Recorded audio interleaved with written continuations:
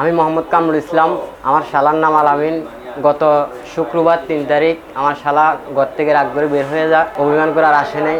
তখন আমরা অনেক জায়গায় খোঁজাখুঁজি করছি, মাইকিং করছি, আমরা কোনো জায়গায় পাইনি। না পাওয়াতে আমরা চাঁদগা থানায় একবার একটা জিটি করছি। জিটি করার পরে তারপর আমরা কোনো 2 দিন হয়ে গেছে, কিছু খোঁজখবর পাইনি। তারপর আমরা এই জায়গায় এসেছি। ও বাদশা চেয়ারম্যান আব্দুল হামিদে পড়ালেখা করে, বাড়ি থেকে আসার পর একটু রাগারাগি করছিল, তাই ঘর থেকে বের হয়ে গেছে। 13 থেকে 14 বয়স হবে। বদ্রহাট বাদশা চেয়ারম্যানগাড়া মফিজ সদর 4 চাঁদগা থানা। বাদশা চেয়ারম্যানগাড়া মফিজ সদর 4 আমরা না পেয়ে আমরা চাঁদগা থানা একটা জিটি করি। আমার শালাকে যদি কোনো হৃদয়মান ব্যক্তি পেয়ে থাকেন, নিচে নাম্বার দেওয়া আছে, এই নাম্বারে যোগাযোগ করবেন।